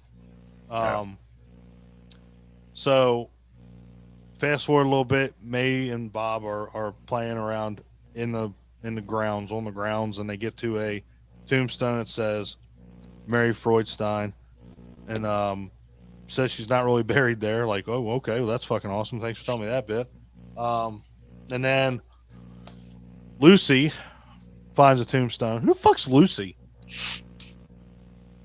So the babysitter or whatever, I the thought one that was that Anne. the Anne, I can't remember the names. Like, I don't know who the fuck. God damn it, who's Lucy? Is that the fucking? It's goddamn. That's Catriona McCall. God damn, we're all retarded at this point. So she finds a tombstone while sweeping the fucking hallway. Cool, awesome. Can we please get the fuck out of here now? Mm-hmm. So now we're gonna bust into the cellar, and we're gonna have the most dramatic, longest killing of a bat in And a horror really history. ridiculously looking bat. Another animal attacks. This was fucking awful. This was, god damn it. Party store down the street. That's right. Yeah. This was fucking awful. And, it just, pretty bad. Just kept biting him and biting him and biting him. And then they, get the, and not only, just, they didn't get like a little knife or anything. You get the biggest pair of scissors ever fucking created and stab this thing. I'm like, I feel sorry for the fucking bat at this point. Jesus. So, and then just an insane amount of blood I'm like, wow, this bat just got bled fucking dry. So, yeah. Real quick. Yeah, go for it. A couple of things. One thing, Fulci did something that Hitchcock did a lot, but Fulci was a little more on camera. He's in a lot of his movies. Yeah. And in this one, he's actually the doctor guy that's moving with his family to the house. He's like his, I guess he's what's the word? Almost like an assistant, like he's a professor, right? Yeah, he's just like a buddy of his, I guess. Whatever. Yeah. His predecessor or something. But like he's a buddy of his or whatever. And also, let's go. What's he said? And the woman that just starts being the babysitter or whatever. The one thing that really confused me about her is, which again, this movie doesn't make a lick of sense a lot of times. But if you realize there's a part before she shows up, there's a mannequin in a window. That's right. And you see, and this mannequin just like, okay, it's just this fucking mannequin. Right. And then you happen to have this chick that shows up that looks just like the mannequin, and you're like, okay. So the mannequin gets decapitated. Yeah. It's like, Like, okay, interesting. Yeah. That's my bad. I forgot to mention that. That's my fault. So I had no idea what he was doing there. Yeah, I was even like. And also one other little thing too. It's just because it's one of those like, why are you just sitting there like for so long things? They leave Bob in the car at one point. And that's when he meets. That's when he ends up meeting the little girl, May. Yep.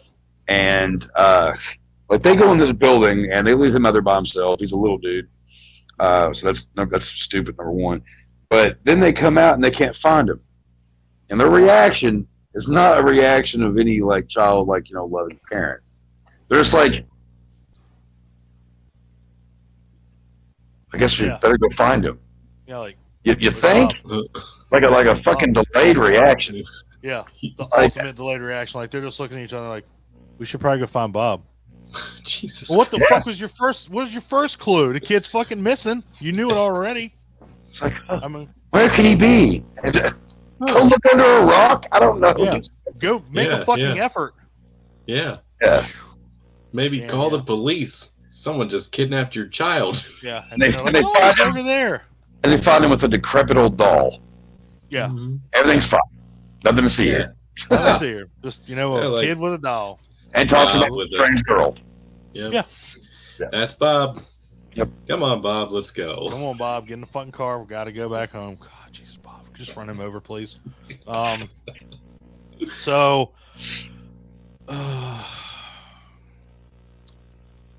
where are we going now? Bad attack. I know we're at bad attack, but god damn it. I know I jumped us back a little bit, but we got Miss Giddleston, like she's the realtor, I think. Goes into the house or whatever. She just happens to get her ankle caught in a crack in the fucking tombstone, and then gets stabbed numerous times with a fire poker. And one of those random kills he had to throw. I'm still like I'm wrapping my head around it because they kill her, they stab her in the throat, and then they just drag her away. And then the next scene is Anne cleaning up the blood, and they walk in, or Lucy, I think, walks in. What the fuck are you doing? Why is there blood on my floor? No, none of that. Just, oh, okay. dude, what the fuck? This bitch just got murdered, got dragged into the basement, and now you're. First of all, why are you here so goddamn early? 2, why is there blood on my fucking floor? And 3, what the fuck? Yeah. And I mean, it even says and eludes Lucy's questions about the stain. Yeah. Bitch, why are you cleaning up blood? Mm-hmm. Bob, where's Bob at? Bob. Yeah, Bob's nowhere to be found. It's in the script. Oh well, time to make the coffee. Yep, time to drink coffee. You do a lot of coffee drinking in this fucking movie. Speaking of which, I guess that's what Clint's doing too. I was. So, again, if you're following us, guys, we're as lost as you are, because again, we can keep these things together pretty good, but this one's insane. So then all of a sudden, Norman's like, "Oh, I have to go to New York." Bitch, you just found your babysitter cleaning up blood. You're gonna leave your wife and your kid there. Okay, deuces. So yeah, so he's a fucking idiot. Yeah, so apparently, fast forward a little bit, Bob's supposedly in the cellar, which he's not, but Ann decides to go down there anyway. Gets her. God, jeez, this is fucking brutal. This chick gets cut along the throat like numerous times, not in the same spot, like here and then down here, but enough to get decapitated. Because her head rolls down the fucking steps, and then Bob's like, gives the worst fucking overdub scream ever. Like, damn, you're a little bitch. But I would have been too, because I was like, God damn. That'd be horrific, yeah. Dude, but I was just like, holy fuck. Like, and this door. So let's talk about the cellar door. The freaking door. The trick door. The trick door. Yeah. You got a key to it. Key doesn't work, barely at all. You have to stick now, and I love how everybody's like, let's take the sharpest thing we can fucking find that might break and maybe cut me, but we're going to open it with a fucking kitchen knife. Good job. Good job. Couldn't do a butter knife or anything. Let's do a steak knife. Okay. So, obviously they pry it open. Nobody goes down. And that's the other fucking stupid thing too. Nobody goes down. They just open and close it. What the fuck was the point of that? Again, you could have fucked this movie. Could have ended within 45 minutes.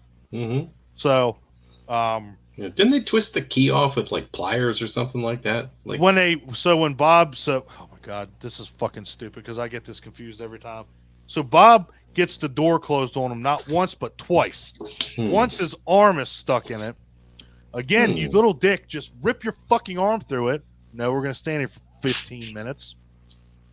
The second time, the door straight up closes, and that's when you hear the person coming up the steps, and God damn it, that's the other part that I absolutely cannot fucking stand about this movie. Why is there always sobbing sounds like there's a kid crying, and it happens, and I know why. Yeah. But it is one of the most annoying parts about this movie, because I'm like, I get it, I understand, and we'll get there when we get to the end. But it's like, holy fuck, this is insane. Because the whole time I'm thinking it's Bob, and it's not. It's this thing that we're talking about. So anyway, Bob gets locked in at some point, and I love how, all of a sudden Norman comes back and is like, holy shit, where's Bob? I know everything now. It's Freudstein's house and yada, yada, yada. So you're like, here we go again.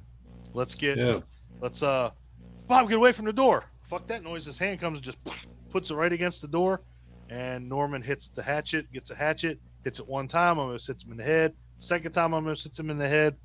And then the third time, which is pretty fucking gnarly, hits the thing that's holding Bob's head, cuts his hand off, and he pulls it back, and that's like the first time.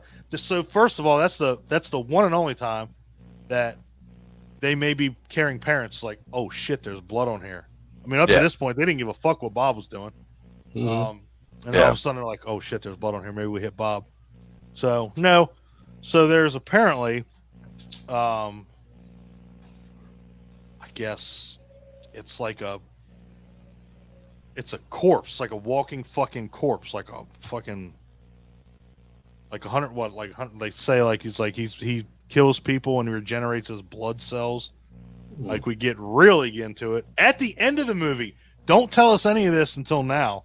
You know, we only got 20 minutes left. So yeah, so he's like 150 years old.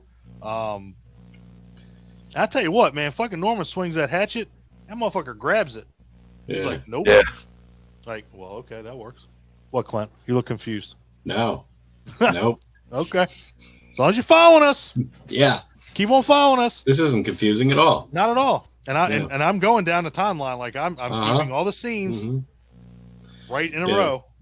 So I just remember this walking corpse thing being filled with what looked like septic sludge and we're getting to that. So go ahead. He knocks the hatchet out and then he just looks over and finds this fucking like pirate knife. I was like, yeah, look at that awesome looking knife.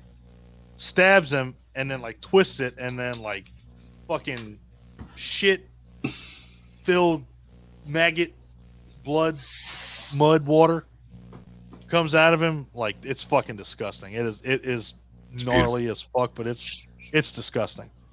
So yeah, so it's like obviously he's not dying anytime soon. So Norman gets his throat ripped out, and that's pretty fucking cool looking. Like, just fucking done, game over. And then, you know, Lucy and Bob are trying to climb up to get out, you know, from the underside of the cracked tombstone. So they're trying to like move it. And you know what's really bad? I think you get like almost an off-screen kill here. Like, so when they're trying to get out, he grabs Lucy's leg and drags her down the steps, and you can see her like hitting her chin or hitting her head going down.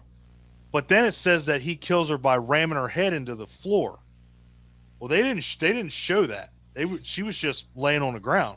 So they never even showed her dying, but she was dead. I thought maybe she was just knocked out or something, because as he was dragging her down, she kept banging her chin or whatever against there, or banging her head. But yeah, apparently he rammed her head into the concrete, and that killed her. So yippee skippy. So as things again. Yep, there he goes. Yeah. It's in the script.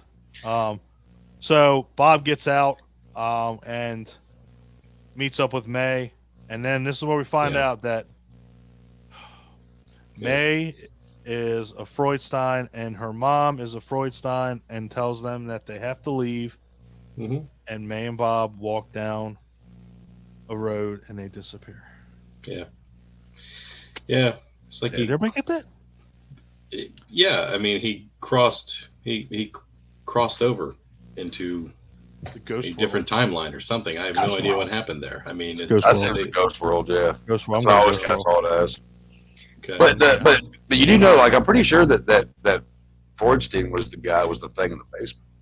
That's what I think. Yeah. It was the that weird looking fucker. Yeah, it was. Yeah. Do look like fucking like a piece of beef jerky. Yeah, he found a way to continue living, you know, and so he technically never died. Yeah, they kept saying like his body was rotting. That's why he would kill people. Yeah. What the fuck is that about? If you're having regenerative blood cells, why are you still rotting? Yeah, because it wouldn't look as cool in the script. Yeah, I'm just going with Chuck. It's in the script. I mean, that's the only saving grace. Like, well, it's there. Put it in there. My ex gets so mad at me sometimes when we watch the movie. And she's like, "Why do they do that?" And I'm like, "It was in the script." Yeah. Now, there's something that I do want to say with before we move on from the Gates of Hell trilogy, because you're all going to get a bonus. Okay. All three of these movies have a great soundtrack, but I think this one has the best soundtrack. Honestly, I think this one has the best score. And it's beautifully shot. I mean, there's a lot of gnarly looking fucking stuff in this movie. I mean, that's when they're in the basement. I mean, again, every one of these movies is creepy as fuck. If you watch them, you'll see a couple scenes. Like City of the Living Dead has it where it shows like the wind blowing and it's blowing shit, and there's like an overhead bridge type deal. It's creepy as shit because there's nothing going on. The Beyond, when they go to the hospital and there's nobody there, sorry to say, but creepy fucking hospitals get me. And Every then this time. one, every time. Halloween too. Um, but in the basement, it's beautiful. It's like, damn, it's like a basement that you could literally walk into, so everybody can relate to it. Like, okay, well, this looks like somebody's basement I've been into. So Clint, I think we're all going to agree on this one. Weakest, and again, and guys, don't take this as like a knock on this movie. When we have to rank them, it's the weakest of the trilogy. Doesn't mean it's a bad movie. Doesn't mean you shouldn't watch it. Right. Because it's on its own, it's a really good movie. It's not horrible. You're not going to understand it at all. I guarantee that. But it's not. It doesn't make it a bad movie. Yeah, it's worth at least one watch. You know what I mean? Visually, it's a good looking movie. And the effects are cool. It's you're not really going to understand what's happening all the time, and the bat scene maybe wasn't the best, but overall, the fucking bat scene almost killed the movie. you got a good looking movie. You got cool effects. You got a cool soundtrack. I mean, it's worth it. Go through it one time. You know what I mean? I agree. I agree. Although I did put this one at the bottom of my list, but it's number 3 for me. But again, it kind of dragged a little bit in a couple of sections, and I didn't really get that with some of the other movies. So I really only knocked it for that, really. I think it breaks too much. Like when they show like Norman going to New York and he's in the library and he's talking to these people, and then it stays there for 10-15 minutes. It's like, damn, do we really need that? You can piece it together on your own if you look at all the pieces of the puzzle. Yeah. But then they just added that, and it was like, holy fuck, do we really need all that? Shows them burning the tapes in the fire, stuff like that, and it's like, I agree. It had spots where it was like, did we really need that? Yeah. But anyway, Chuck, what are your thoughts, brother? I love this movie. Again, I'm not really sure why. I'm a sucker for haunted house movies, and especially ones that have like a different take on them besides just like ghosts. It's so I'm a sucker for that. First off, it is. I mean, out of the trilogy, it is the weakest. Which I'm gonna change things here in a second, but yeah, if you actually, with just about any of his movies, especially with this one, if you, like you said, do we really need this? Do we really need that? If you just take a few things out that are just like, why, then this movie would be so much better. It'd be more more understandable. Yeah. Yeah. But yeah, this one I'm gonna have to, because if we're doing 3 and 4, so if we're doing the trilogy and we're doing it, with Zombie, then I'm gonna trade. I'm gonna put this one at number 3, for just the trilogy. Yep. And Still Living Dead for 2. Yep. For this trilogy, I think. Just thinking about it, like I said, I go back and forth. But with Zombie, then it would still, if it's on the list of the 4, it would be number 4. Yeah, so, there you go. Yep. So, bonus time. So there is a article that has popped up, and Chuck, I don't know if you've seen it because you seem kind of surprised with the whole thing. But then when we said it, you were kind of like, this could work. So Zombie has been almost included in this as part of a quadrilogy, and if you think about it, it could be. Now you have to throw away everything that you've seen in all these movies. There's no explanation to it, and there was never an explanation to it anyway. I mean, you had the book of whatever, but and then with the father killing himself and everything open up the gates of hell. I mean, if you look at how Zombie starts, I mean, right out of the gate, they're going. You can tell they're going to basically New York. Yeah. Mm-hmm. So it's like, Oh wait. Well, hold on a second. One of the greatest themes ever. Yeah, I do that a lot. It, Just so it you has know. one of the gnarliest fucking themes ever. I love it. I fucking love that music. Fuck yeah. Oh yeah. Which the soundtrack was actually re-released on vinyl about a week ago. Oh, nice, man. Yeah. Fucking right. And it's popular for people to say that this is a loose sequel to Dawn of the Dead, and I could never understand why. I mean, are you able to tell me why? We both can. Okay, go for it, because I would love to know. But Chuck is the guest, so I'm gonna let him do it. All right. Well, I'm actually friends with George C. Romero, Romero's son. Okay. And I asked him about the whole thing about, like, you know, I was like, how did your dad feel about Fulci, whatever? And he didn't really. He kind of took it as a little bit of a compliment from what I understood on it. And the one thing that, because I was thinking about it, yeah, I don't know why I hadn't thought about it before, but with the trilogy, being part of a trilogy. Now with the Dawn of the Dead thing, where the big zombie falls into the water and going straight to, and it's just kind of like, okay, this is the beginning. Yep. Like, it's getting ready to do it. Because Romero never explained it really, how everything really happened. Yep. So, you know, it's actually, and it was very smart on Fulci's part. Very smart on Fulci's part to do that. Because that made, zombies were starting to become kind of a thing here and there. People were liking them. And it's one of his more popular movies too, for that reason, you know. But yeah, that's what I think. I don't know, Don, if that was what you were thinking too. Or... Well, I mean, so the thing about it is, so the zombie that we get here, it's actually Zombie 2. That's what this. In Italy, it's Zombie 2. It was supposed to be adapted to serve as a sequel to Dawn of the Dead, which that was released in Italy as Zombie. Dawn of the Dead was released in Italy as Zombie. Mm-hmm. So that's what caused all this was, so Zombie 2 is a sequel to it. Theoretically, yes, just by name only, because again, George Romero didn't have anything to do with Zombie 2. So that's what caused all the ruckus, was the fact of the name. And again, we've talked about it so many times. The names of these things will fuck your day up if you can't keep it consistent, and you can't, you know, again, because who's gonna look? Everybody knows Dawn of the Dead is Dawn of the Dead. It's common knowledge. So when that gets released as Zombie, and then, you know, you see Zombie 2, it's like, whoa, is that a sequel to Dawn of the Dead?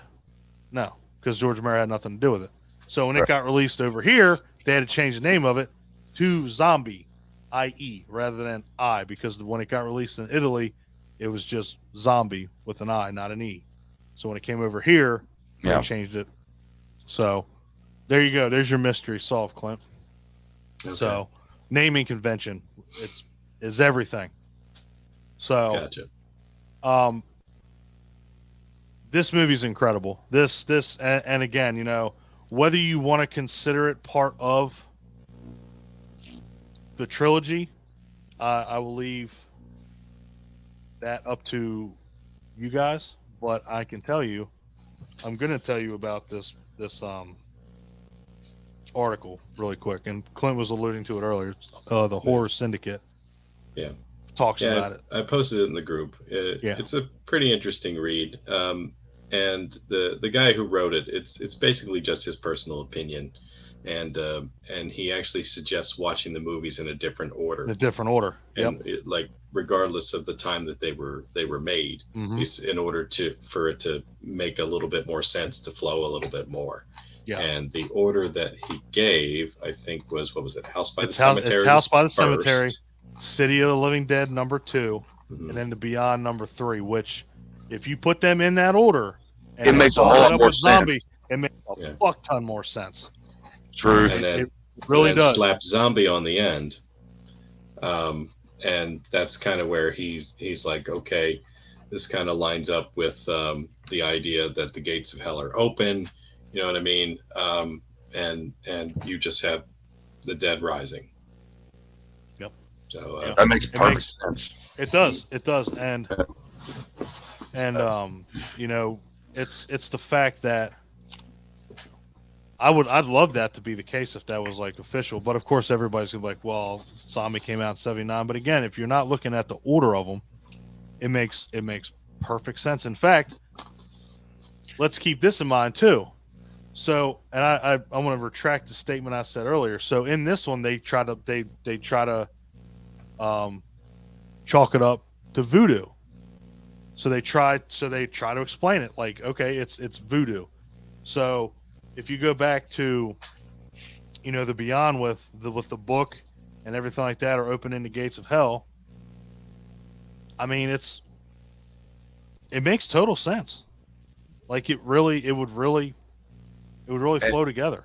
And also, if you put the movies in that order, man, it really does make a lot more sense. And it also, because I mean, if House by the Cemetery is first, then and Bob is now a part of this other world or whatever, and then you go into City of the Living Dead, and there's this guy named Bob who's kind of weird and kind of fucked up.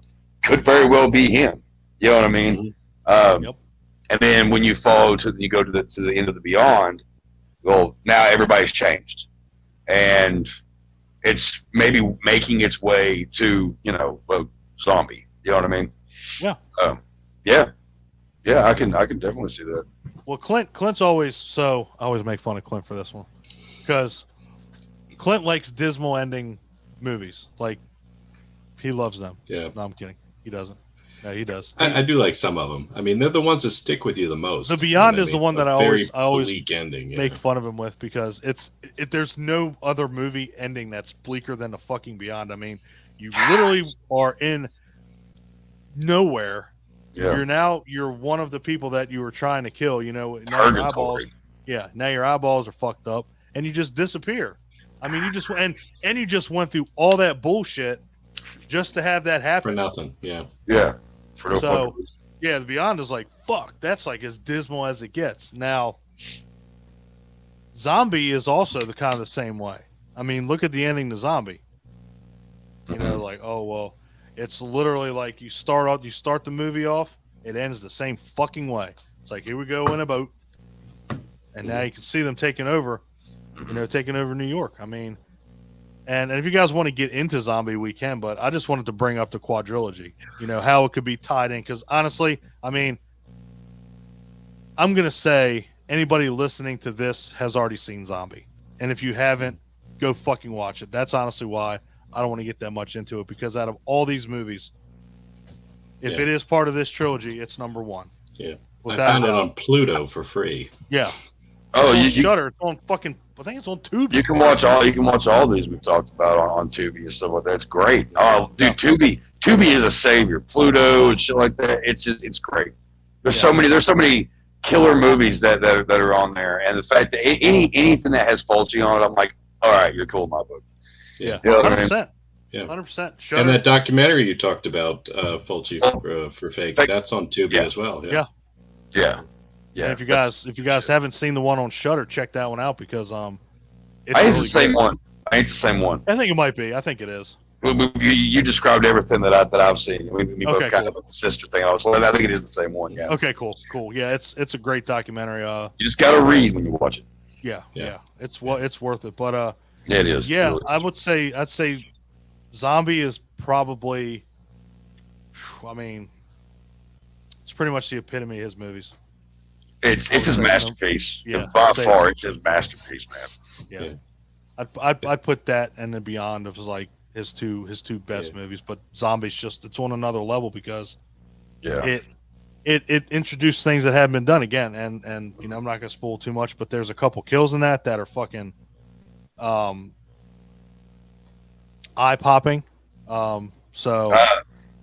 That I gotta say it though. Talk about Zombie. If you're talking about the eye popping, that by far is the quintessential eye poking scene in a movie. Oh, it's. I mean, anytime anybody mentions like your top 5, worst kills in a movie or whatever the fuck, or anybody mentions something going in somebody's eye, immediately it's zombie. it has to I be. mean, it goes in and it's just so It gruesome. snaps. Yeah. And and it's one of it's on this shirt actually, and it's the most brutal fucking thing. And I tell you what, speaking of eye shit, back when COVID happened, it fucked up my eye, and for about a year I've been having. I just now recently didn't have to fucking have it done, but I was having to get shots in my eye. Whoa. And I'm weird about eyes. Okay, I'm weird. Like anything, like it freaks me the fuck out. And immediately, when they said they had to put a needle in my eye, I immediately went to this, like, because you're seeing her view of this big giant splinter getting ready to go in her eye. Dude, I had the same fucking view seeing this needle going into my fucking eye. And I'm just like, Jesus Christ. It just so happened that there's a couple of women that work at the eye place that I go to that happen to be horror fans and knew what I was talking about. So, yeah. But that's a horrible experience. But I had to throw that out there. Yeah, like, I hate anything coming in my eye, but if somebody's eye gets desecrated in a movie, I'm all for it. Right? All right? Absolutely. This go ahead, had this had a really interesting scene, that I can't recall anywhere else in any other movie that I've seen anything like it, and that's the underwater zombies. Oh yeah, you bites a shark for fuck's sake. Yeah. Oh yeah.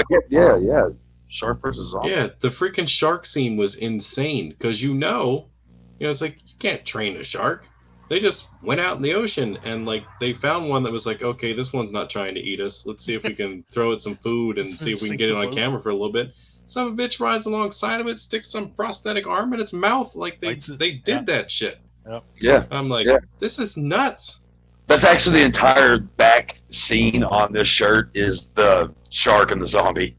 It's fucking great. Awesome, man. It's never been replicated. I don't think it's ever been done before. I mean, and they have zombie sharks or whatever, but yeah, I think that guy was just like a stunt guy or something. He wasn't like a shark wrangler. It was fucking awesome. Like he was like squaring it up. I'm like, motherfucker's about to fuck this. He was Tarzan in that shit. Yeah. I was like, he's gonna eat this fucking shark or try to. Yeah.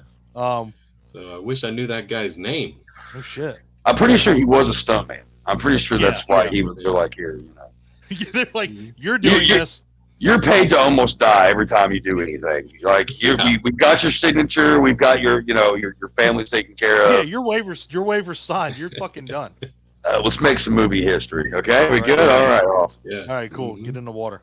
Mm-hmm. But yeah, man, I just wanted to hop on here with you, and because I know you were a huge Fulci fan when we talked last. Then we were gonna do Fulci February, but we got fucked up with cons we went to and. Yes, kind of shit happens, but yeah, I wanted to make sure we made this happen. So, I appreciate it. Thank you. Yeah, Thank if you guys haven't seen any of these movies, we've already said it. They're on Tubi, they're on Plex, they're on Shudder. You have no excuse not to watch any of them. I did want to ask you one more question, Chuck, and that it's just something that came to me because of watching these movies again and just having it, brought to the front of my brain again that. They mentioned, the 7 gates of hell, in the beyond. That kind of opens it up that we could have had a movie series that was a bit longer. You know what I mean? Where basically we had a movie where each one of the doors was opened. You know what I mean? Yeah. Or something like that. I don't know if that was Fulci's plan or not. And I don't know if you love these movies so much that you would never want to touch them. But if somebody had the idea to do this series again and maybe, add and take away what we've been talking about, give us that extra, would you want them to do it? God. Yes and no. because I've thought about that before too. I mean, like if you actually had somebody, as long as fucking Blumhouse stays the fuck away from it. Oh shit. If Blumhouse can just fuck off and not touch anything else that I love, that would be great. That'd be cool. So fuck you, Blumhouse, fucking assholes. If somebody from like we're work. If A24, A24 has their fucking their stamp on it, I'll be okay with that. Director was, God, I don't know. Man, the only person that I could think that possibly could touch Fulci. God. Oh, I don't even want to say it though. I mean, honestly, it's hard to, man, because I mean, again, see, that's the problem with these movies is that you can't duplicate these things. You can't recreate them because again, it was so original when they came out. What are you supposed to do? Yeah. That's part of the love of these movies is the fact that they are cheesy. They are kind of dumb sometimes, but the stories are usually fun. Of course, the graphic of nature of the violence, the gore, and all that is always a beautiful thing to psychopaths like us. But man, yeah. So that would be where I would say no. Just because it's like somebody would come in and take away all that shit that most people would see as bad, but we think is good, and change it completely.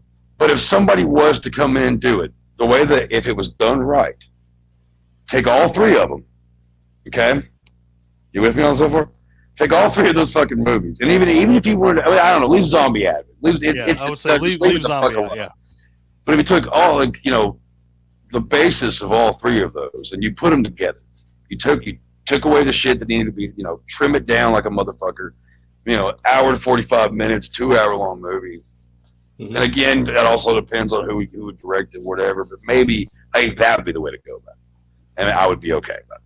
But to do them individually, you know what? It's funny that you mentioned that because we had a hangout last night. We were talking about Puppet Master, and it did get brought up at one point, right, Clint, where you could take 4 and 5 and make it one movie. Yeah, you could. I've been watching those lately too. Yeah, so we were talking about how you could do that, and we were I'm glad that Clint kind of brought that up because yeah, I mean I think if you had a solid hour and 45 minutes with this, and you trimmed out what you didn't need and went bam, bam, bam, I think, I mean, that'd be the way I would do it. I would find somebody that could clean it up, clean up the movies, trim it down to where they didn't take the shit that mattered out, and just put it in one thing. It could happen. I'll tell you, who directed the remake of Texas Chainsaw Massacre? Who was it? That was the 2003 one. Yeah. Because I'm a big fan of that one. Actually, that's actually my favorite one. I like that one a lot. I love that one. It's good. But I think if that guy, you give it to him maybe, because I like the way that movie's shot, the way it looks, has the same kind of grittiness to it. You know what I mean? So I mean, maybe you give it to them. Maybe that would be the way to go about that. Just the director listed as Marcus Nispel. Okay. Nispel. Yes, yeah, Nispel. Yeah. I'm did look I'm good. with you on that one. It did look great. I love that fucking movie. Yeah. Yeah. But yeah, I mean, it's that again. There's just some movies that you can't. Some just don't. It's true. It's so true. I mean, and Hollywood doesn't realize it yet, but it's true. Yeah. Exactly. Well, you heard it here, folks. According to Chuck, don't fuck with Fulci. Don't fuck with Fulci. That should be a bumper sticker. Fulci Lives is a bumper sticker, and it's on my Jeep. There you go. Fulci Lives. There you go. Absolutely. Brother, like I said, thanks so much for hopping on here with us. Thanks for having me, man. This has been awesome. It's been fantastic. It's been fun as fuck. So anytime else you want to come on, talk about something, man, just let us know, and we'll make it happen. If it's gore, if it's blood, if you need somebody to come on, have me in mind. We'll do. I'm your man. All right, brother. Right. You take care of yourself. Love you, brother. It was fantastic, and we will holler at you soon. All right, man. Thanks, guys. Right, I appreciate it. Anytime, man.